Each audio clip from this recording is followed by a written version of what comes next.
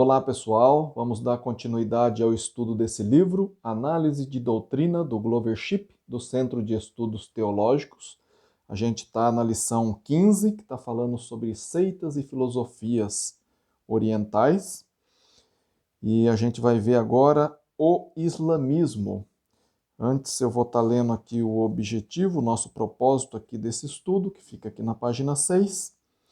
E eu já peço para vocês que for possível aí, deixa o like, compartilhe esse vídeo, se inscreva no canal, aciona aí o sininho para toda vez que eu fizer um vídeo você seja avisado. E também, se for surgindo alguma dúvida sobre o nosso estudo, meu e-mail está aí na descrição do vídeo, é ronaldozm@gmail.com, tá bem? Nosso propósito. Temos a solene obrigação de entender, seguir e transmitir aos homens a doutrina bíblica, que contém toda a verdade. Queremos deixar bem claro que o nosso propósito neste curso não é menosprezar as religiões aqui analisadas, mas sim comparar seus principais credos, dogmas e afirmações com a palavra de Cristo. Fazemos exatamente como os nobres judeus da Bereia, que examinava as Escrituras todos os dias para ver se a pregação de Paulo era de fato assim, conforme Atos 17, versículo 11. Você mesmo pode pesar as evidências e decidir por si próprio se a doutrina em questão é verdade ou não. Deus aprova esta atitude. Então vamos lá. Islamismo, introdução. Maomé nasceu em Meca, na Arábia, no ano 570 depois de Cristo.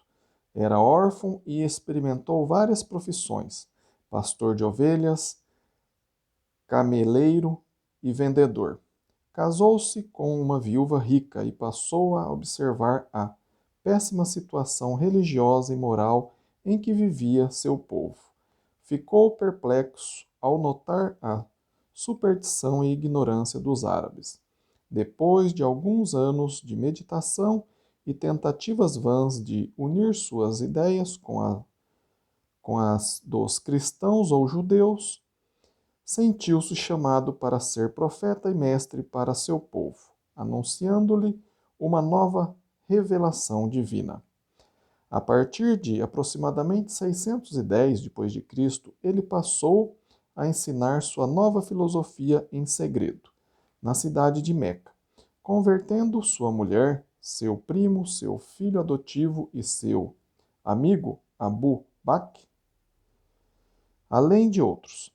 Maomé começou a pregar abertamente em 613, mas seus seguidores foram violentamente perseguidos e ele foi ameaçado por minar as tradições dos árabes. Maomé tentou, então, refugiar-se na cidade de Taif, mas não conseguiu a paz procurada. A seguir, ele fugiu junto com seus adeptos para a cidade de Medina, onde consolidou o corpo dos fiéis. Em 620 e 627, Maomé liderou uma guerra, entre aspas, santa, contra Meca, sendo bem sucedido. Ali estabeleceu os princípios básicos do Islã, incorporando-os em suas escrituras sagradas, o Alcorão. Em 629, voltou a Meca, onde foi proclamado mestre, chefe da religião e profeta Alá, entre parênteses, Deus. Depois da morte de sua esposa, ele casou-se com diversas mulheres, que exerciam grande influência sobre ele. Maomé morreu em Medina, depois de ter deixado uma fé fanática e sanguinária no mundo árabe. Isso aqui está lá no dicionário biográfico de Webster. O outro subtítulo: Mudança e elaboração de filosofias. Maomé conseguiu estabelecer a regra de Alá, o Deus único, sendo ele próprio seu profeta e o virtual ditador político-religioso sobre o seu povo. Mudou o sistema de oração, obrigando todos a se prostrarem em direção a Meca, entre aspas, o centro do universo, 5 vezes ao dia. Mudou o, entre aspas, dia santo, de sábado ou domingo para sexta-feira. Tentou rebaixar o judaísmo e o cristianismo, sujeitando essas duas crenças à sua autoridade. Participou de várias campanhas militares, usando força bélica para, entre aspas, converter outros. Elaborou muitas regras de fé e comportamento. Criou um espírito tão fanático entre os seus adeptos que eles conseguiram conquistar uma grande parte do Império Romano, inclusive a Espanha e Portugal, sendo derrotados somente na França pelo rei Carlos Martelo. Depois da morte de Maomé, o movimento caiu nas mãos de Abu Bakr e de Ali, filho do profeta. Quando este foi assassinado, o movimento começou a dividir-se em seitas distintas, sendo hoje 72 ao todo. Isso eu volto a repetir, né? Fala hoje aqui, mas esse livro foi escrito em 1985, tá? Não sei se hoje ainda tem essas subdivisões aí, são 72. Influência muçulmana, subtítulo agora. O islamismo era, entre parênteses, e ainda é, um ardente inimigo do cristianismo. Atualmente tem grande influência nos países árabes e na África, ressurgindo também entre os negros dos Estados Unidos e de outras nações. No Brasil, o islamismo chegou com alguns dos colonizadores portugueses e com escravos da tribo Hausa, exercendo influência na arquitetura, entre parênteses, por exemplo, no uso de azulejos brancos e azuis, e também em certas atitudes quanto à moralidade. Segue-se algumas das doutrinas básicas do muçulmanismo. 2 pontos. Vamos falar sobre Deus. O muçulmanismo afirma que há um só Deus, Alá. 2. O muçulmanismo afirma que 2. Apenas Alá pode ser adorado e invocado.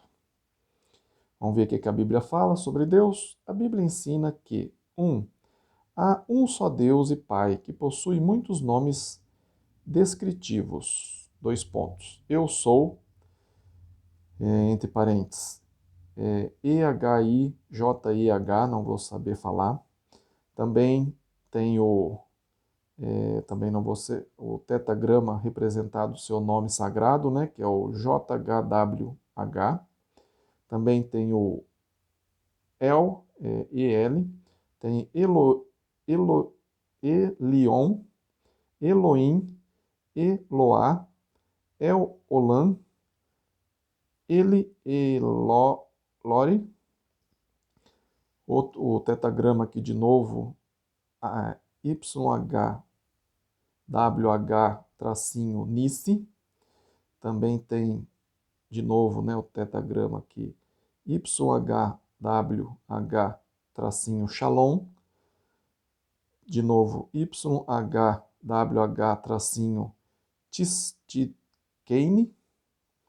De novo, YHWH-Shanman.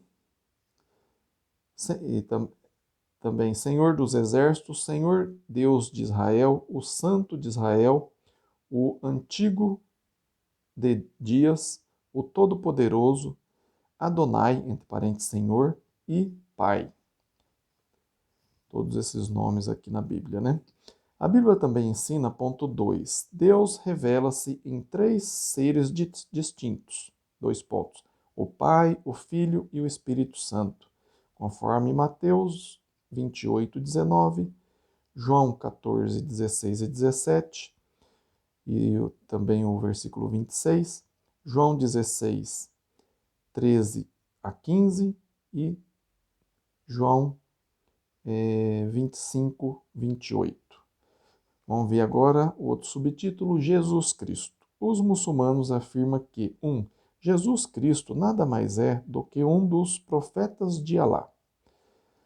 Os muçulmanos também afirmam, ponto 2, por isso ele deve ser respeitado, mas não considerado divino, nem mediador ou sumo sacerdote, no sentido religioso, aqui falando de Jesus. Vamos ver o que a Bíblia fala a respeito de Jesus. A Bíblia ensina que 1. Jesus Cristo é divino, sendo o Filho de Deus, o unigênito do Pai, e o eterno Verbo de Deus, que participava com ele em toda a criação, que era e que é e que há de ser, conforme João, capítulo 1, versículo de 1 a 15, e também o versículo 14, Romanos 5, 1, Romanos 6, 23, Colossenses 1, 13 a 19 e Apocalipse 19, 16. Depois você dá uma pausa e veja todas essas passagens. A Bíblia também ensina, ponto 2, Jesus Cristo é o único mediador e sumo sacerdote entre Deus e os homens, conforme 1 Timóteo 2, 5, Hebreus 4, 14 a 16 e 1 João 2, 1. O outro subtítulo, o Espírito Santo. Observação. O muçulmanismo não considera em sua doutrina o Espírito Santo, afirmando que Deus é o único ser divino. O outro subtítulo, pecado e salvação. O muçulmanismo afirma que 1. O pecado consiste em deixar de, orar 5 vezes por dia, repetir o credo, dar esmola aos pobres, jejuar em certos dias estabelecidos pela religião e fazer, pelo menos uma vez na vida, uma peregrinação até Meca. O muçulmanismo também afirma, ponto 2, outros pecados incluem, recusar-se a crer em Alá e no Alcorão, praticar calúnia, maledicência, mentira e insolência. Entre parênteses, para os adeptos, assassinatos e guerra.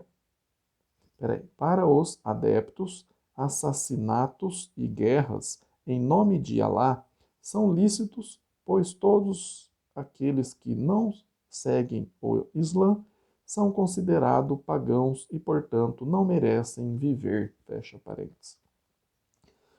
O muçulmanismo também afirma, ponto 3, a salvação consiste em submissão a Alá. Vamos ver o que a Bíblia fala a respeito de pecado e salvação. A Bíblia ensina que, 1. O pecado consiste em 2 aspectos básicos, 2 pontos. Pecado de comissão, abre parênteses, atos contrários à vontade de Deus revelado na Bíblia, fecha parênteses. E pecado de omissão, abre parênteses, negligência em cumprir os deveres nela revelados, fecha parênteses. Conforme Mateus 23, 23, Hebreus 10, 26 e Hebreus 12, 25. A Bíblia também ensina, ponto 2, o pecado é a transgressão, pública ou secreta, da lei de Deus, conforme 1 João 3, 4 e 2 João, versículo 9. A Bíblia também ensina, ponto 3, ponto 3. A salvação do pecador consiste no perdão de seus pecados, através do sangue de Cristo e da nossa parte, através de fé, arrependimento, confissão e batismo em água, para a remissão dos pecados. Conforme você pode ver, dá uma pausa aí e veja essas passagens importantíssimas. Atos capítulo 2, versículo 38, Atos 22, 16, Romanos 10, de 9 a 17, 1 João 1, 9. A Bíblia também ensina, ponto 4, os aspectos eternos da salvação é a própria vida eterna, conforme 1 Pedro 1, 9 e Apocalipse 2, 10. O outro subtítulo, vida eterna. O muçulmanismo afirma que 1. Os seguidores da fé islâmica passarão, depois da morte para o paraíso, onde viverão com várias esposas e participarão de todos os frutos deliciosos daquele lugar. Extraído do capítulo 36 do Alcorão. O muçulmanismo também afirma, ponto 2, os fiéis, entre parênteses, todos os outros, aliás, ponto 2, os infiéis, entre parênteses, todos os outros, irão para o inferno. Vamos ver o que a Bíblia ensina sobre a vida eterna. A Bíblia ensina que, ponto 1, os seguidores fiéis de Jesus Cristo entrarão no paraíso, ou seja, no lar celestial, onde não haverá casamento, nem qualquer outra coisa desta vida terrestre. Conforme Mateus 22, versículo 23 a 30, Mateus 25, 46 e 1 Coríntios 15, 50 a 57. A Bíblia também ensina, ponto 2, todos aqueles que não seguem a Jesus nesta vida e todos os que praticam a iniquidade serão lançados no inferno, reservado para Satanás e seus anjos, conforme está lá em Mateus 25, 46, Apocalipse 21, 8. Observação. Vemos que o muçulmanismo jamais pode ser considerado uma fé salvadora, mas sim uma poderosa entidade política, bélica e filosófica. O Alcorão prega fortemente contra o cristianismo. O próprio Maomé não pode ser considerado profeta de Deus, como afirmam, mas sim um falso profeta, recusando-se a crer em Jesus Cristo, conforme 1 João 2, de 22 e 23. As informações sobre esta lição foram extraídas dos livros, o Alcorão, uma comparação de religiões mundiais de Henry J. Redigt e as grandes religiões do mundo, da coleção Life. Conclusão geral. As seitas e filosofias orientais, entre parênteses, hinduísmo, budismo, taoísmo, confucionismo, Shinto, Zen e islamismo, fecha parênteses, que estão surgindo atualmente, vindas da Índia, China, Japão e Arábia, baseia-se principalmente nas revelações e ensinos místicos de seus fundadores. São totalmente estranhos à Bíblia Sagrada, pois procuram introduzir aos povos adorações misteriosas, soluções para os problemas da vida e felicidade imediata, além da sua base filosófica acerca de obras meritórias, ciclos de reencarnações e evolução da mente e do espírito. Parecem que o segredo da vida está em suas mãos, porém, essa forma utópica de controlar e enriquecer a vida está além do verdadeiro propósito de Deus em Cristo Jesus. Apenas em Jesus podemos encontrar coisas superiores e eternas, tais como a salvação eterna e a vida cristã, por meio de nossa fé e obediência aos seus mandamentos, conforme Hebreus 1, de 1 a 4, Hebreus 12, de 22 a 25 e Hebreus 13, de 7 a 9. Continuaremos, entretanto, com mais uma lição sobre as seitas e filosofias orientais, estudando suas origens, doutrinas e seus fundadores, tais como Hare Krishna, meditação transcendental, divina luz, Seishonole, perfeita liberdade, igreja messiânica, etc. Diante dessas multiplicidade de seitas e filosofias orientais, a única autoridade dada por Deus é Jesus Cristo, porque ele é o portador da verdade, da salvação e da vida eterna. Conforme você pode dar uma pausa aí e ver em João 3,16, João 14,6, Hebreus 2,10, 1 João 5, 11 e 12. Subtítulo da conclusão: Escolha a verdadeira vida. Prezado estudante, nós procuramos tornar conhecido o caminho da salvação em Cristo Jesus e a verdadeira vida espiritual. Neste estudo, não prometemos e nem afirmamos coisas irrelevantes à sua dedicação a Deus. Por outro lado, apelamos que você tome a decisão sábia de entregar-se de todo o coração ao Senhor Jesus Cristo, o Filho de Deus, pela sua fé e obediência aos seus divinos mandamentos. Sendo apenas cristão, uma nova criatura, filho de Deus e membro do corpo vivo de Cristo. Faça isso, porque hoje é o dia da salvação. Que Deus continue lhe abençoando, abrindo seu coração para receber o dom da vida eterna em Cristo Jesus, nosso Senhor e Salvador. Obrigado por você aí que acompanhou, essa lição 15, que falou sobre seitas e filosofias orientais, parte 1. Depois a gente vai ver a lição 16, que vai falar seitas e filosofias orientais, parte 2, tá bem? Depois eu vou fazer o vídeo, com a liçãozinha, sobre esse capítulo 15, que é esse livrinho aqui.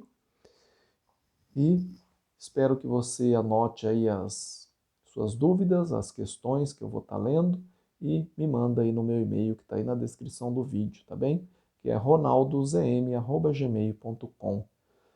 Já peço que você deixe o like também, se inscreva no canal se você não é inscrito, compartilhe esse vídeo aí para os seus contatos, seus familiares, seus amigos, suas redes sociais aí. E peça para que eles se inscrevam também, para que mais pessoas não sejam enganadas aí, por essas seitas aí e aprendam o que a Bíblia fala sobre a salvação em Jesus Cristo, tá bem? Fiquem com Deus e até o próximo vídeo. Amém?